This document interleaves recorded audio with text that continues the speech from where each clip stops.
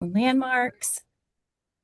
Um, and this is the final virtual program in our winter spring series on transportation.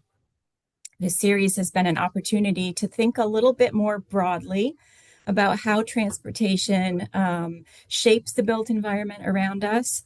The systems we build to move people and goods do more than connect places. They influence how we live, how neighborhoods grow, and who has access to opportunity. Transportation and infrastructure decisions can support communities, but they can also work against the needs of individuals, businesses, and neighborhoods. And part of good historic preservation is understanding how those past decisions continue to affect us and recognizing that the choices that we make today will help shape the city's future. And we're all part of that process. Before we get into today's program, I want to quickly highlight a couple of upcoming opportunities to continue this conversation in person. So this is our last virtual one, but we've still got a couple more in-person opportunities. On April 29th at 5 o'clock p.m., we will host Surveying the City, Exploring Greater Portland Through Historic Documents with Jim Nadeau in the Rhines Auditorium at the Portland Public Library. He's going to give us a land surveyor's view of how things change and how can you find that on historic documents. Registration to that will be available on our website today. And then on May 14th at 5 o'clock, also in the Rhines Auditorium, we'll wrap up the series with What Moves Us, a conversation on Portland's transportation future. And this will be a panel discussion with transportation experts and also a lot of time for audience input. I also want to mention that all of our programs are offered on a donation basis. That's not because they're free to produce, but because the generosity of sponsors like the Portland Public Library and some of our speakers, and because of those of you who have made individual donations. If you haven't made a donation, but you enjoyed today's talk, I hope you'll consider making a contribution. As I mentioned, we'll be sending out a recording of this program in a few days, so keep an eye out for that. As for how today's talk is going to go, please pop your questions into the chat at any time during the program, and then they'll come directly to me and Dawn, and I'll be able to moderate the Q&A after David's talk. Our virtual programs this season have been especially fun and thought-provoking because we've given speakers some room to explore transportation adjacent topics. And today's talk is no exception. While it might not focus on transportation in the most obvious ways, it gets at the policies and the patterns that shaped how people moved, where they could live, and how communities formed over time. And we're especially glad to be partnering on this program with the Maine Jewish Museum. We wanted to work with them because Jewish communities across the country were among those heavily impacted by redlining, which our speaker will discuss in more detail. And as you'll hear, that's only part of Portland's Jewish community's story. This program is also about resilience, adaptation, and the lasting presence of that community today. We wanted to offer this program not only to explore that history, but also to bring awareness to the vibrant Jewish community that still exists in Portland. It feels especially important right now. Discrimination often comes from a lack of understanding, and programs like this one help us address that through education. If you haven't visited the Maine Jewish Museum, I really encourage you to do so. It's part art gallery, part synagogue, part history museum, and it's really unique and a meaningful place, whether you're Jewish or not. With that, I'm going to hand things over to Maine Jewish Museum Executive Director, Dawn Lasharelle. Nope, yes, I think I said that right. Dawn Lasharelle, to share more about the museum and introduce today's speaker. So, hi everyone. I'm Dawn La Rochelle, Executive Director of the Maine Jewish Museum, and I am so thrilled to be here today as a collaborator with our friends at Greater Portland Landmarks. Thank you, Amy, for inviting us into this very important conversation. At the Maine Jewish Museum, by the way, we're at 267 Congress Street, for those who want to take Amy up on her offer to come visit. Our work is grounded in a really simple idea. Jewish history is part of Maine history, And understanding the Jewish experience helps us better understand the story of the city as a whole. We explore these stories through exhibitions, education programs, and partnerships like this one. Partnerships that help connect the past to the places and neighborhoods people care about today. The history of redlining is one of those stories. It shaped where families lived, how communities formed, and how opportunity, or the lack thereof, played out across generations. Exploring that history together is exactly the kind of thoughtful, place-based conversations we believe museums should help foster. And we are truly fortunate to have someone leading us in that exploration today.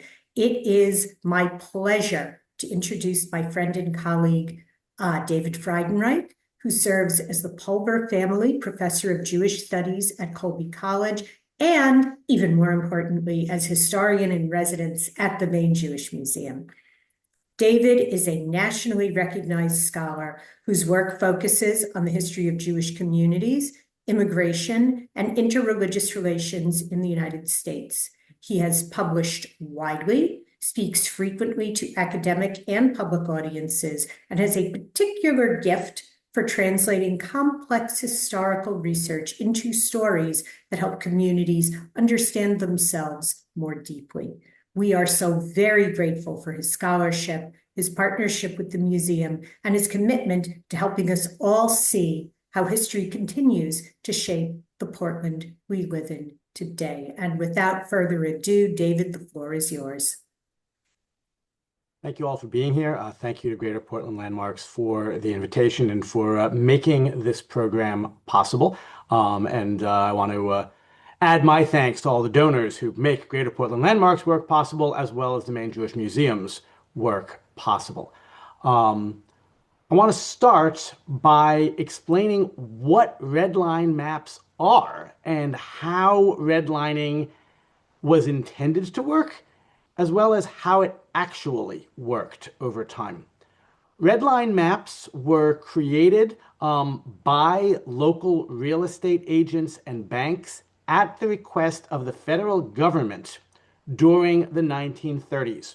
As part of the New Deal, the federal government got into the mortgage business for the first time. Prior to 1935, it was very difficult to obtain a mortgage for a property. The interest rates were very high. The repayment plans were not particularly favorable to consumers. And one of the goals of the Federal Housing Authority of the 1930s was to make home ownership possible for a wider range of Americans by offering mortgages on favorable terms. And similarly, there were loan arrangements to housing developers. The idea was if money becomes available to build houses, more people can go into the construction business, and that will boost overall employment as well as overall housing possibilities.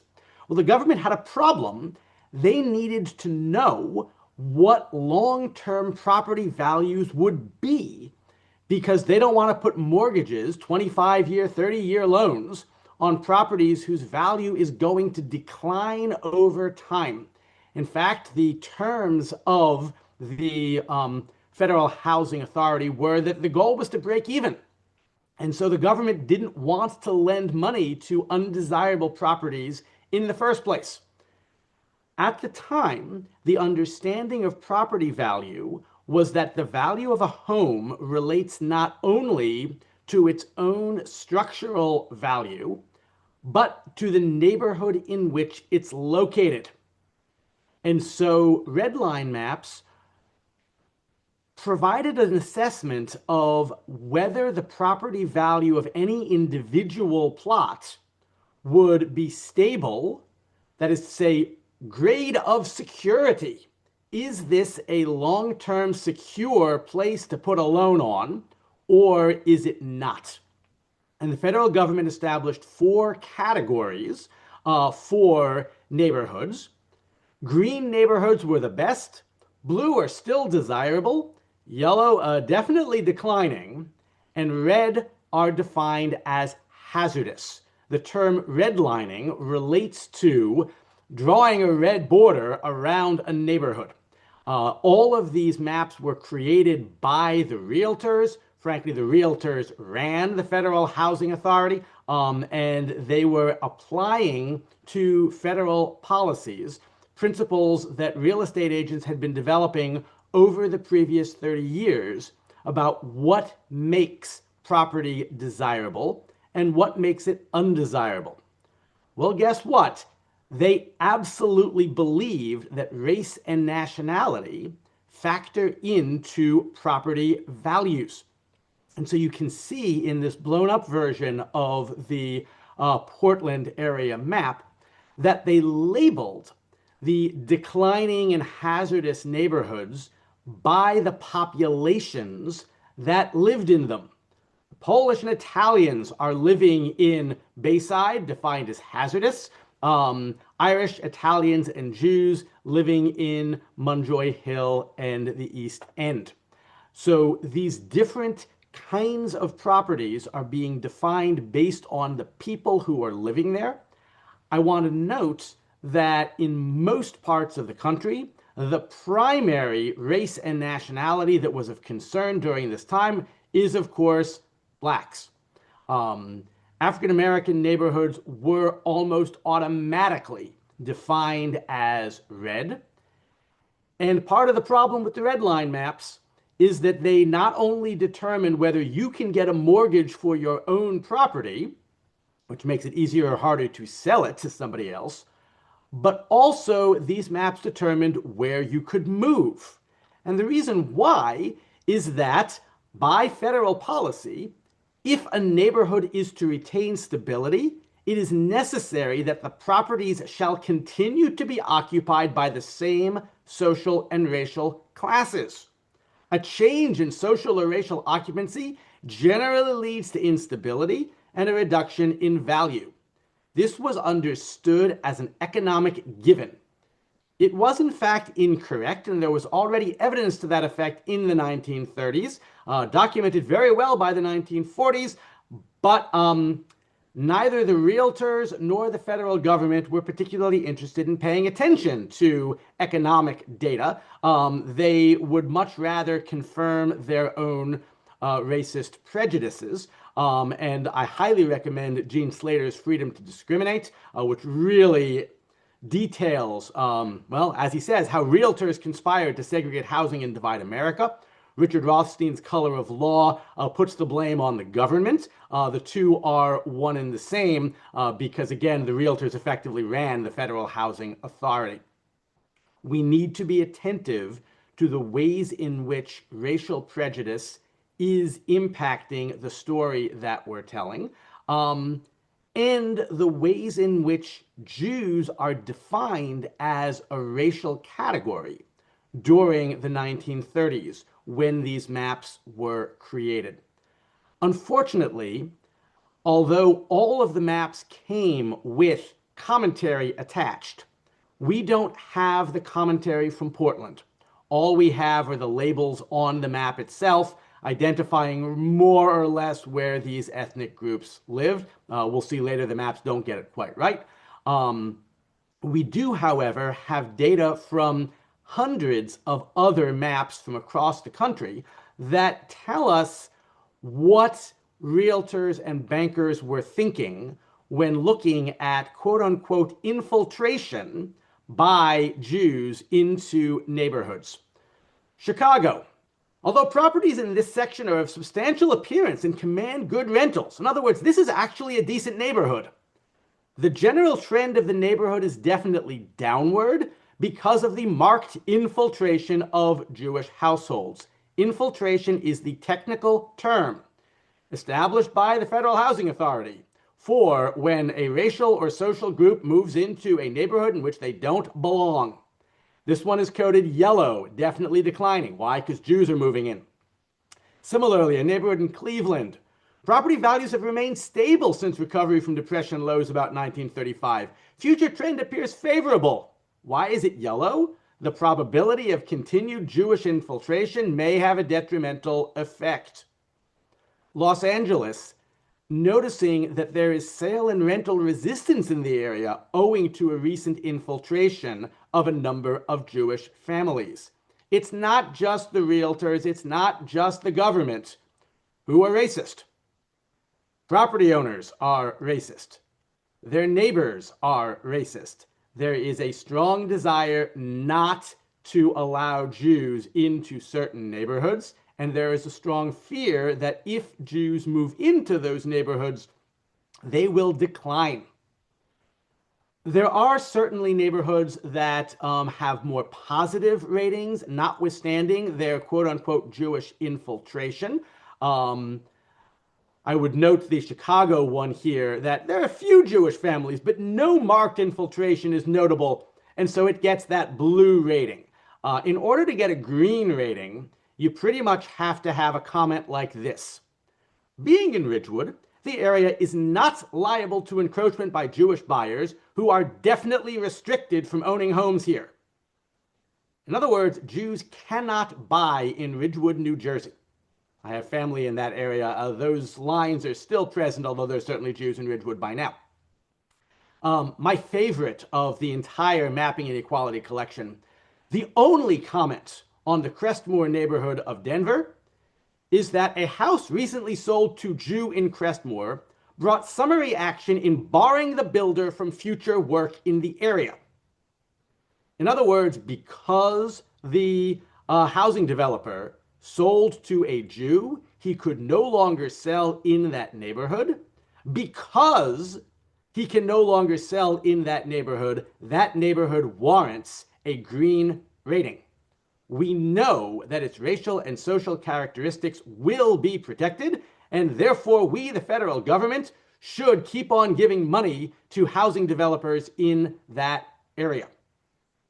When developers built out new subdivisions, built out new suburbs, this is the era in which housing is being built in Falmouth, in Cape Elizabeth, in the surrounding areas, because guess what now? People have cars. They don't need to rely on streetcars to get to work. Those developers wanted loans from the federal government. They could only get loans from the federal government if they applied best practices for developing their neighborhoods. One of the best practices, as defined in the 1930s, was establishing restrictive covenants that limit who is allowed to move into that neighborhood. Crestmore clearly had a covenant barring Jews, and the developer who violated that could no longer build there.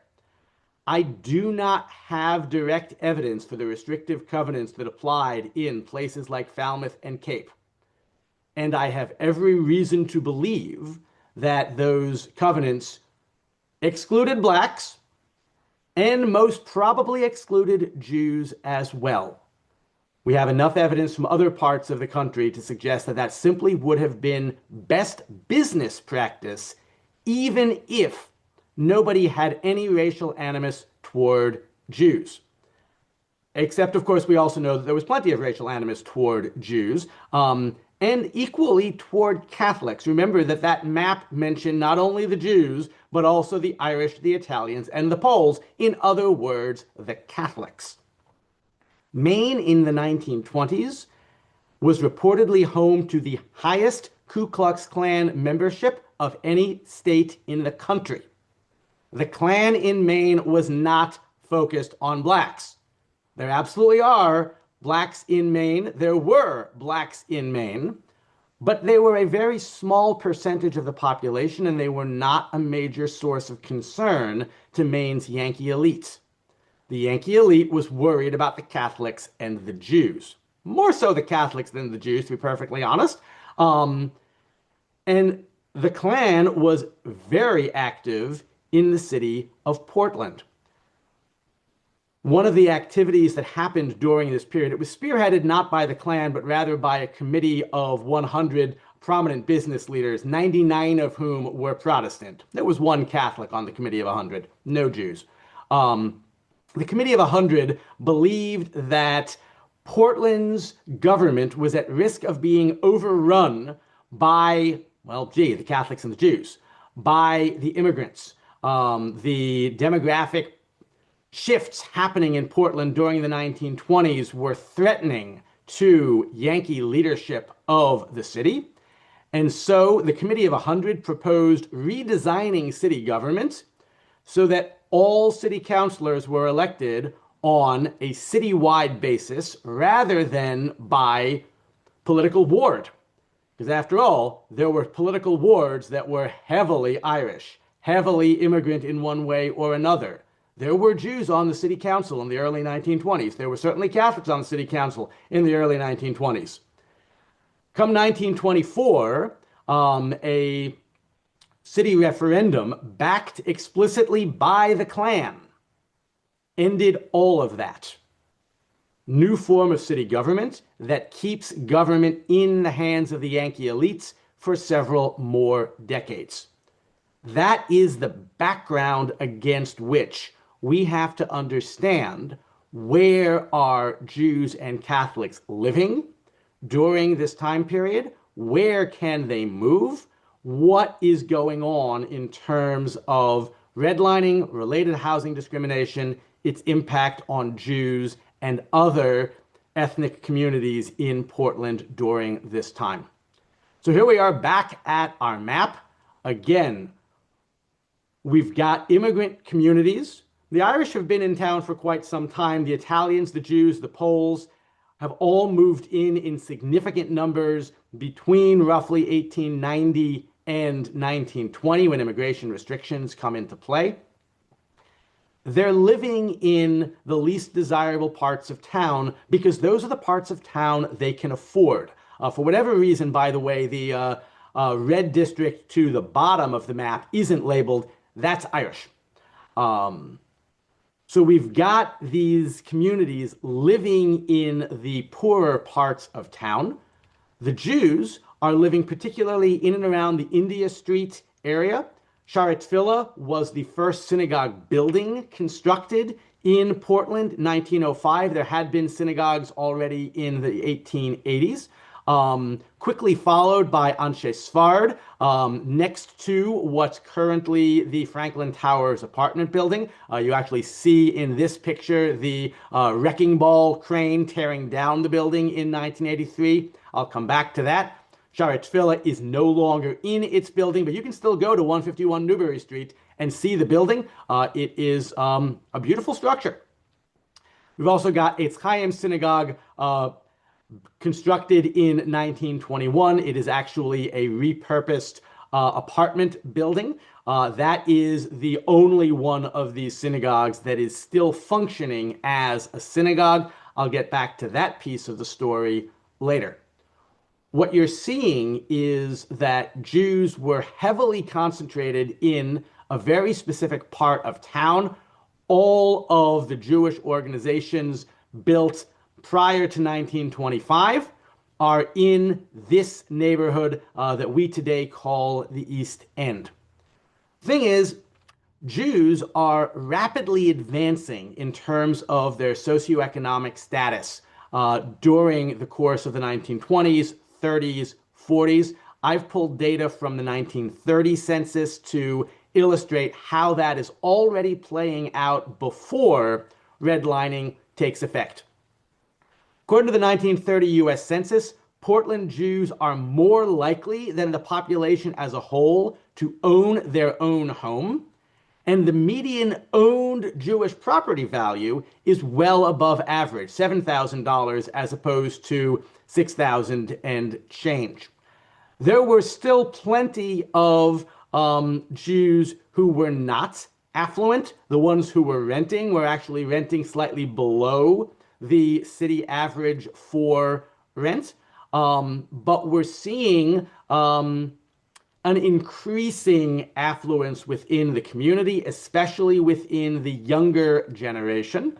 This also relates to, and by the 1940s is turbocharged by, The fact that Jewish teens in 1930 are significantly more likely to be attending high school than the population as a whole, and they are significantly more likely to be attending college as a whole. We know that high school and college attendance during this period is a predictor of greater economic advancement during the following decade, and that is absolutely true for Portland's Jewish community. Just a quick pause. Why are Jews able to advance faster than other immigrant communities? One major reason is that their economic niche is commerce rather than labor. If you're Irish, you're working as a longshoreman. If you're Italian, you might be working on the docks, you might be working in the Portland company, factory. If you are in a factory family or a longshoreman family and you need extra income, your kids have to drop out of school in order to get a job at the factory, get a job at the docks, to get jobs as domestic laborers in jobs that conflict with the school day. If you work in commerce and you need extra hands on deck, you probably need them in the evenings and on Saturdays. And so your kids can help out in the store while still pursuing their education. It is also true, we have this data from Lewiston, I can't prove it for Portland, but I have no reason to believe it's any different, that Jewish merchants are more likely to send their kids to high school and college, especially college, than non-Jewish merchants. It appears that the merchant class in Lewiston was perfectly confident that they'd be staying there and they could simply hand off their businesses to their kids. Jews, maybe not so much. This is a community that had immigrated recently that was concerned about persecution and discrimination. They had fled other parts of the world before in order to escape discrimination, and they seem to have been hedging their bets. We think we like life in Maine, but it might not work out for us. Let's make sure that our kids have an education that nobody can take away from them if they have to flee suddenly. And let's remember, Jews are experiencing anti-Semitic discrimination in Portland, in Lewiston, throughout the state, really throughout the country, in the 1920s and 30s. They don't even need to be paying attention to what's going on in Europe to realize that they'd better be setting aside some safeguards for the future, and education was widely seen as one of those best safeguards. Education is indeed a good investment. Let's go back to our map. This time, I've put onto the red line map the location of every Jewish household in Portland in 1930, according to the US Census. By the way, some of these dots are in slightly the wrong spots because GIS is trying to put 21st century addresses onto a 1930 map. It's not always working. I got to clean that up. But you can see that the majority, substantial majority of Jews in Portland are living in Bayside, the East End, Munjoy Hill. But already there are significant minorities moving out to Parkside, one of the more desirable neighborhoods, and especially into the Woodfords neighborhood. That is the green neighborhood next to Back Cove.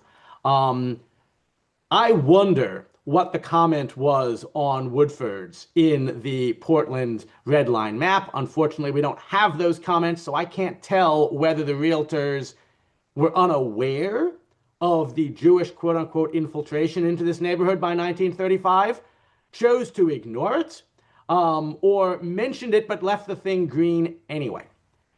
What we do know is that migration of Jews from Munjoy Hill and the East End into the Woodfords increased dramatically over the course of the 1930s and 1940s. By 1948, most kids enrolled in the Portland Hebrew School lived in Woodfords, notwithstanding the fact that Portland Hebrew School still operated its building on Newbury Street next to Sharetz Philip. All the synagogues are still on the East End, but all of the upwardly mobile Jews have relocated to Woodfords.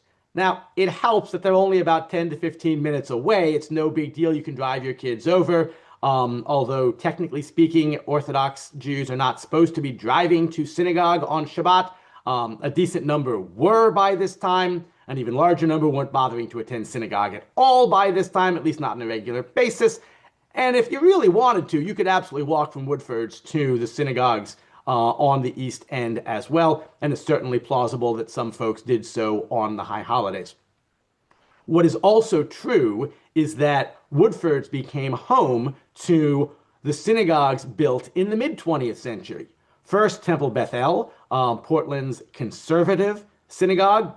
For those of you who aren't familiar with Jewish lingo, the conservative movement is the liberal movement. The Orthodox Sharet Tefillah felt the need to compete. They already had a building on Newbury Street, but they built a second building on Noyes Street. And for much of the 50s and 60s, the rabbi split his time between those two buildings, Noyes Street serving the more affluent Jews who had moved out to Woodford's, Newbury Street serving the increasingly elderly population that remained in the old neighborhood. That synagogue was shut down in the 1970s, in part because the population in the East End had declined even further, in part because Sharet Tefillah's membership was declining substantially as fewer and fewer Jews in Portland associated with Orthodoxy as a movement. Temple Beth El, the conservative synagogue, was much stronger at the time. The Reform Synagogue, Eitz Chaim, was established in South Portland in the early 1980s. There's a whole history as to why Reform was very late in arriving in Maine. Happy to talk about that in the Q&A. Does not relate to what we're talking about. I do want to note that it took until the 1980s for any Jewish institution to be built south of the Fore River. And that, again, is because Jews couldn't move into places like Cape Elizabeth. They couldn't move into places like Falmouth. I don't have data for the 20s, 30s, 40s, but note this one from the 1970s, that Jews could not rent property in Prouts Neck. Now, Prouts Neck is a particularly exclusive suburb. Zach Barowitz and his family, ironically marked, it was nice of the broker to take the time to show us the property. This broker knew what he was doing. He could have been sued had he not shown the properties. It was illegal to discriminate on the basis of race, religion, or national origin as of the late 1960s. That did not stop property owners in Prouts Neck from maintaining the exclusivity of their neighborhood. The same is probably true for many other neighborhoods that Jews desired to move into during this period. We know that Jews were excluded from the Cumberland Club and other elite social organizations within Portland until the state started to bar liquor licenses from any organizations that distributed on the basis of race, religion, or national origin. That law took effect in 1969. By 1970, the Cumberland Club had its first token Jewish member. To be clear, Jews did not experience the same degree of discrimination that blacks experienced during this period. They could move out of declining neighborhoods. They did. And the principles that in order for a neighborhood to retain stability, it needs to be occupied by the same social and racial classes, applied to Jews in the 30s and 40s.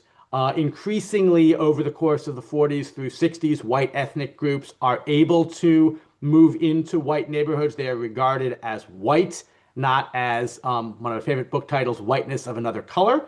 And yet, there's still a sting. There's still discrimination.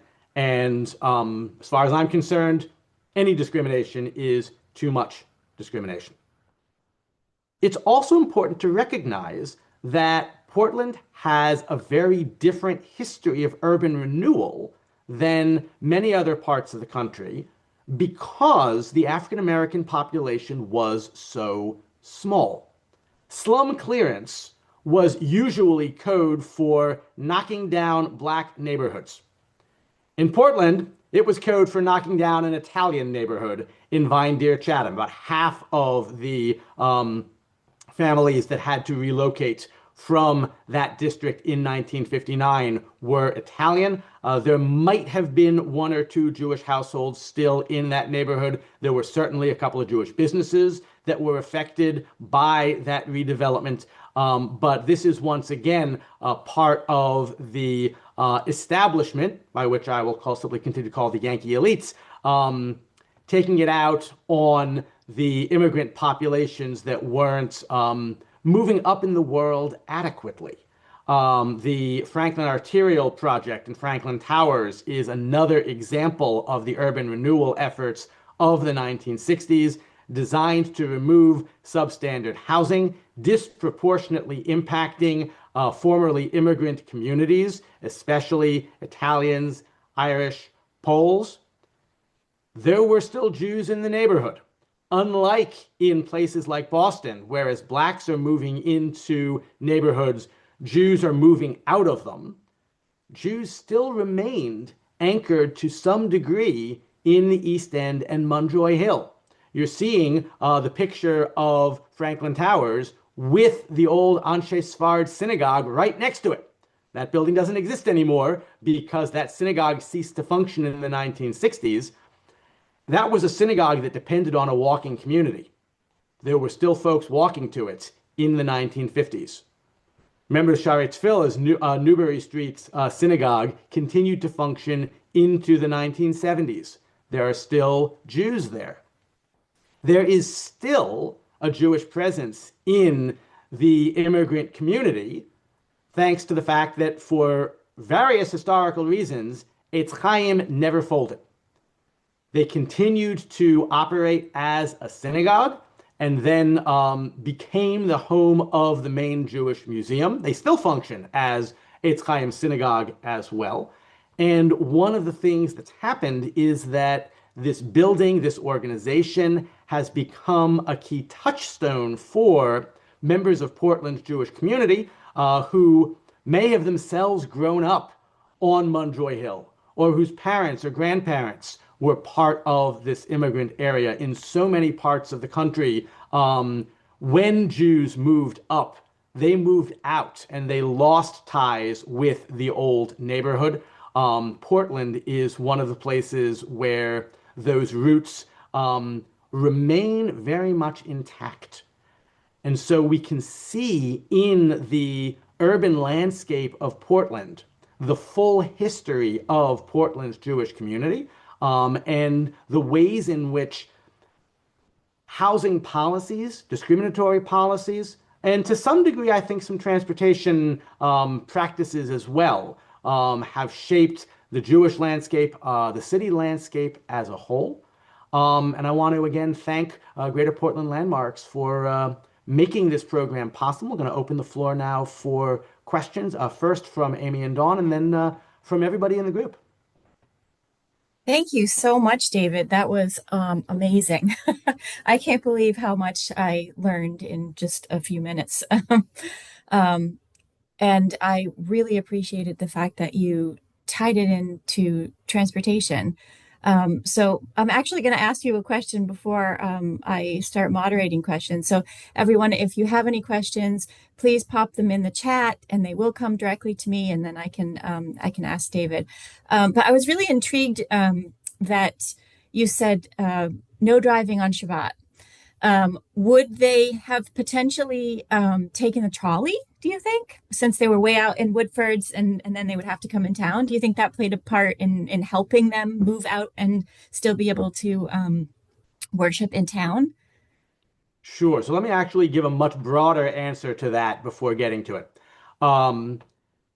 Traditionally, Jews do not use various forms of technology on Shabbats. And the car was definitely defined as unacceptable for Shabbat usage.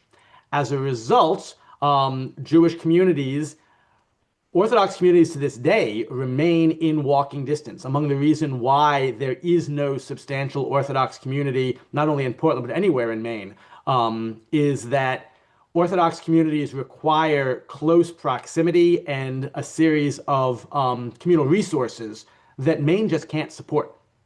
Um, the thing is that already in the early 20th century, there were plenty of nominally Orthodox Jews who were not observant, who did not care about the rules of Shabbat observance, didn't care about attending synagogue on a regular basis.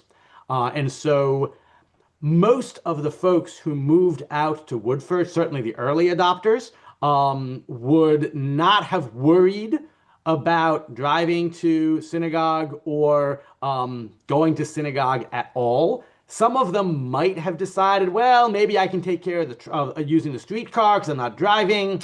They'd have to come up with a way to avoid the problem of paying for it, which you're also not allowed to do on Shabbat. So my guess is that they weren't interested in the legal workarounds. And fundamentally, what they were interested in more than anything else was the good life as they defined it. They're pursuing the American dream.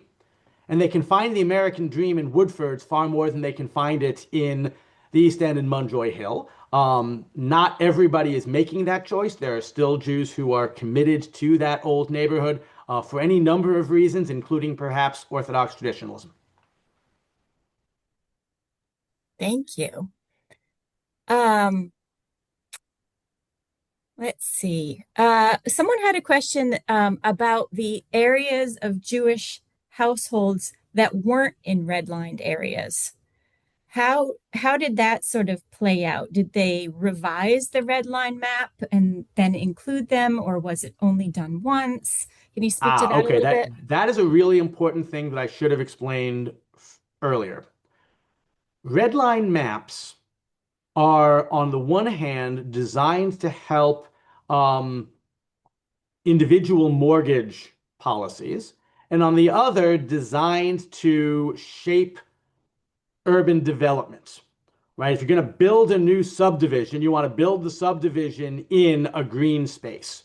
And for example, Crestmoor in Denver, um, when you build a new neighborhood, you can put restrictions on every house you sell. When you've got an existing neighborhood like Woodford's, you can't retroactively restrict all the houses. And so individual homeowners in Woodford can sell to whoever they want. New neighborhoods being built in Falmouth or Cape are the ones most likely to have restrictive covenants during that period. I live in a neighborhood in North Deering that was built in the 1960s. It has restrictive covenants originally, not racial covenants. They were illegal by that point.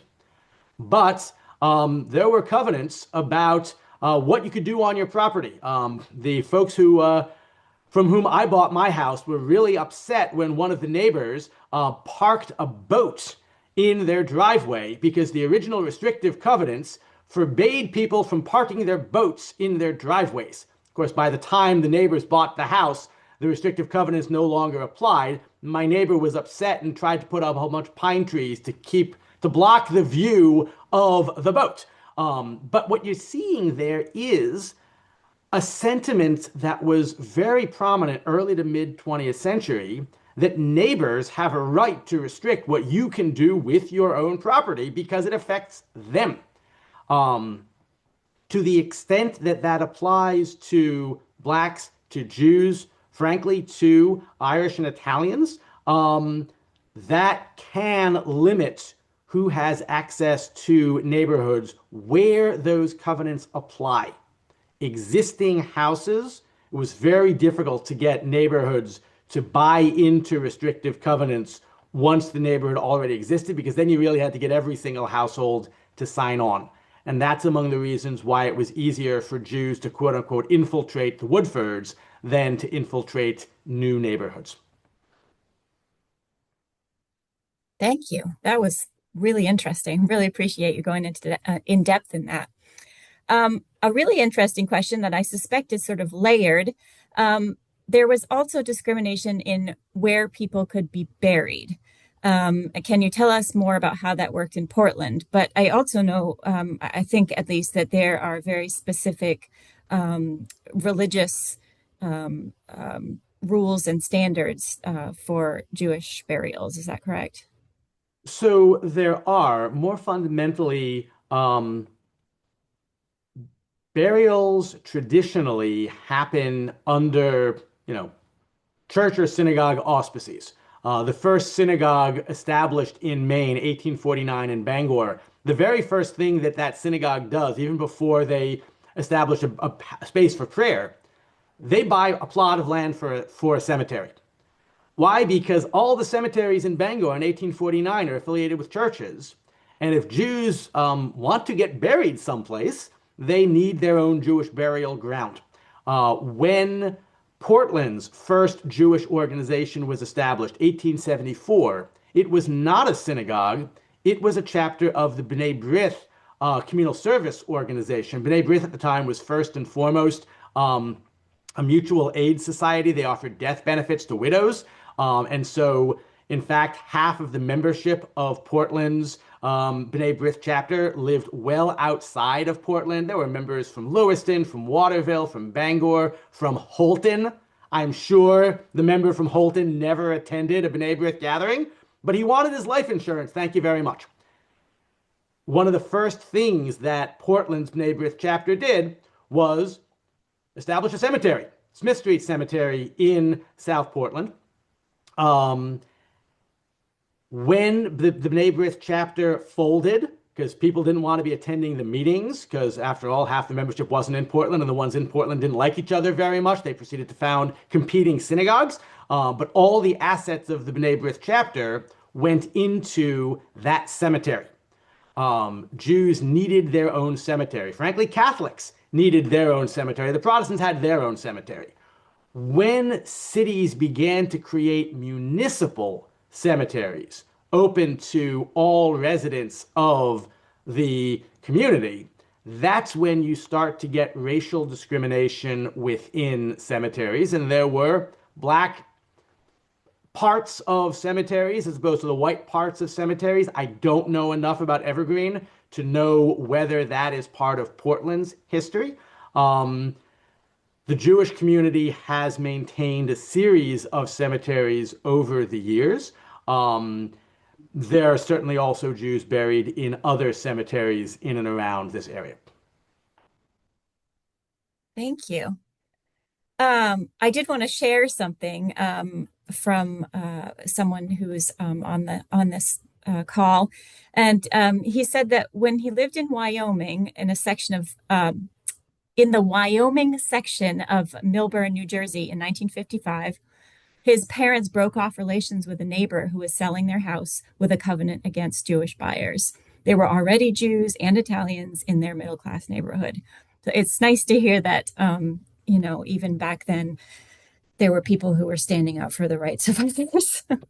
There were absolutely people standing up, and there were others who were going with the crowd. And, in fairness to those realtors, who are in many cases the ones driving this kind of discrimination, they're persuading Americans that they ought to be living in segregated homes. Individual realtors had to go along, because the moment that a realtor showed the wrong person a house in a certain neighborhood, they would lose all of their referrals. And so if you wanted to keep your job, you had to follow the norms. These were very, very powerful social norms, indirectly reinforced by the government. And so standing up to this kind of discrimination, particularly before the 1950s, was very difficult and very dangerous, which makes it that much more impressive when people did so. By the 1950s, it's becoming easier to do so. 1969, all of these rules are declared illegal under federal law, and yet social prejudices persist. Right? We know that housing discrimination continues to this day, and that certain people, especially African Americans, have a lot of a harder time moving into majority white neighborhoods. Thank you. One of our listeners was once told on a tour of Portland that the houses isolated on the outer edge of the Western Cemetery, so like numbers 40 to 52 Western Prom, were built by Jewish families because they weren't allowed to build elsewhere. Have you heard of that? Does that ring true? I don't know enough about that. There, the Western Prom area was among the most elite, certainly on the peninsula. Jews, I have no doubt, had trouble breaking in there for social reasons, if not necessarily for legal ones. Thanks.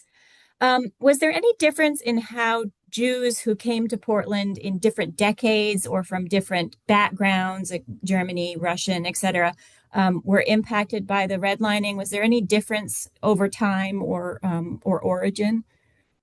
Sure. Given the nature of these questions, I'm going to go back to this 1930 map. And again, you can see here actually toward the bottom a couple of Jewish households just at the edge of the Western Prom neighborhood. But not too many are breaking in there by 1930. Um, the vast majority of Jews who came to Portland, Portland had um, no organized Jewish presence until the 1870s. Synagogues begin to be formed across the 1880s into the 1920s. These are Eastern European Jews. The Jews who founded the community in Bangor in the 1840s were from Germany. Um, just various reasons why the German Jewish community never established a significant foothold in Portland, even though they were in Bangor, Waterville, various other parts of the state.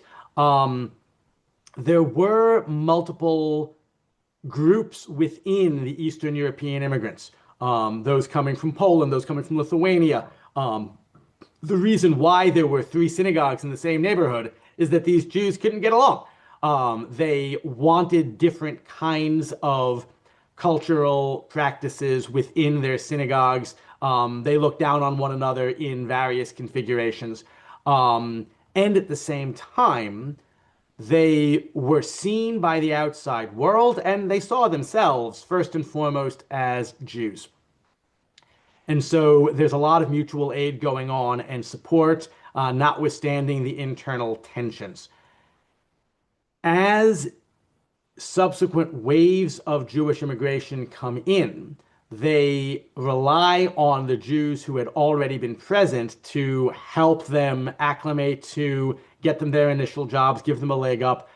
This is really apparent in a place like Waterville, where the first Eastern European Jews came in as peddlers, selling goods from German merchants.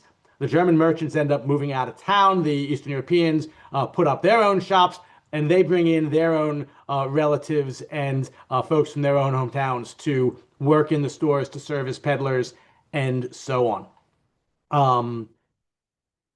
One of the interesting dynamics in Portland, Portland was not a major immigration site, but during the early 1920s, when Boston and New York got overrun, there simply weren't enough berths for all of the ships coming with immigrants during that period. A handful of ships got diverted to the port of Portland, and blanking on the name of the island that was used as the equivalent of Ellis Island here in Portland. Um, House Island. House Island, thank Yeah. you. And a number of Jewish immigrants were detained on House Island because they didn't have the right immigration papers. And the Jewish community in the East End, spearheaded by the National Council of Jewish Women, would ferry out kosher food to House Island to make sure that these Jews could have their needs met, advocated on their behalf. None of the Jews, to the best of my knowledge, who disembarked in Portland stayed in Portland. They all planned to get off in Boston or New York. They caught the first train south. But the Jews who came to Portland came from places like New York and Boston. They were looking for a smaller community, a place where they could become merchants rather than work in textile factories. And so that was the reason why Jews were coming to Maine in the first place. Thank you very much. We've got just about a minute left, and I want to say thank you to you, David. And I'm also just wondering if Dawn would mind mentioning to everyone the exhibit that's currently up, because you mentioned, David, Jews from all over the state coming to Portland, and that has bearing on the current exhibit at the museum, which I think is well worth a visit. Thank you so much, Amy. So that exhibition is called There Is Always an And, an ampersand, or shorthand, we call it the Ampersand Exhibition. This was a project to document the Jews of Maine, and ultimately led to over 300 photos being taken, professional photos. Almost 200 of them are hanging on our walls. The rest are in a wonderful book called Faces and Facets of Jewish Life in Maine. And you really get to see the incredible diversity of this community. And also understand that the toxic binaries in which we tend to divide people simply don't apply. We are ands, not ors. Many of these photos are also attached to QR codes that lead to professional videos that were taken, and are really wonderful and humanizing. The exhibition will be up through May 3rd, and in fact, May 3rd, the culminating day, David's Maine Jewish History class students will be here doing a poster presentation from 2 p.m. to 4 p.m. because they utilized the Ampersand exhibition to humanize the results of the 2024 Maine Jewish Community Study. I'd love to see, it's a free event. Food will be great because I'm cooking. I'd love to see as many of you there as possible. It's so very important to support the next generation of thoughtful, intentional scholars. So yeah. Please come by, check out the exhibition. I'd love to give you the whole backstory and show you around. Perfect. Thank you so much, Dawn. Thank you, David. I'm saying this from everyone on this call. I know we really appreciated all the information and the heartfelt thoughtfulness that has been put out here. So thank you so much for joining us. We hope to see some of you at future Greater Portland Landmarks events as well. And stay tuned for the recording of this. I'll be sending that out within the next couple of days. Thank you, everyone.